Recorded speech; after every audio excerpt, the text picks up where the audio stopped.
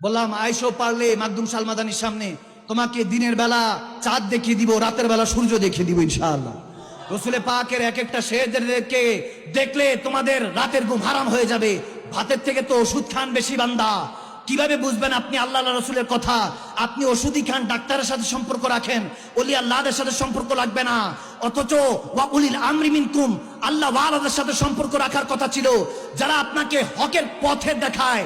ইমাম খতিব মুয়াজ্জিন সাহেব সাইকুল ইসলামদের সাথে, আল্লাহ ওয়ালাদের সাথে যখন আপনি সম্পর্ক রাখবেন, আপনার তো মারহাবা আলহামদুলিল্লাহ অনেক ভালো আছেন। আল্লাহ ওয়ালারাই আপনাদের সরজমিনের মধ্যে নেতৃত্ব দিচ্ছে। আমি ওই সমস্ত বান্দাদের জন্য বলছি যারা এখনো দের করছে, তাহলে চন্দ্রনাইশের এই আজকের এই চন্দ্রনাইশের মধ্যে যারা বর্মার চট্টগ্রামের এই বান্দাদের ওয়াসিলা দিয়ে বলছি, এদের মতো হয়ে যাও। শুনেছি ভোটের মধ্যে যখন এসেছে তারা ৪৫,০০০ ভোট বেশি দিয়ে তারা ফারুকি সাহেবকে নির্বাচিত করেছেন। বোঝা যায় নবী শেররা জামানার ছিল, তখনও ছিল, এখনো আছে, কিয়ামতের পরও থাকবে ইনশাআল্লাহ, ঠিক না? যখন রসুল পাকের শেররা প্রস্তুতি নিবে, খোদার কসম নাসরুম মিনাল্লাহ ফাতহুন করিব। আজ আলাদা দেখতেছো, দেখে নাও, আজ দেখতেছো আলাদা।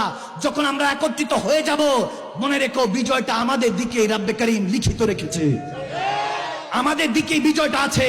ঘাবড়ায়ও না মুসলমান। যদি মরে যাও, পরিবার কোরবান হয়ে যায়, যদি তোমার টাকা সয় সম্পত্তি ছাই আগুন লেগে যায়, ছাই হয়ে যায়, সমস্যা নাই। নিজের যদি জানও চলে যায়, মনে রাখো কোরআন সাক্ষী, আল্লাহর রাস্তায় রসুলের মহব্বতে যারা জীবন দেয় তাদেরকে শহীদ বলা হয়। শহীদরা জিন্দা। মনে রাখো এখানে দুনিয়ার যে চোখ বন্ধ, ওটা দিয়ে আল্লাহ রসুল দেখা যাবে না, যেটা দিয়ে নাজাসাতুন আমরা নাপাকি দেখি। আর যখন কলবের চক্ষু খুলে যাবে, খোদার কসম জায়গায় বসে আরশো দেখার ক্ষমতাটা আল্লাহ দিয়ে দিবে, ঠিক না?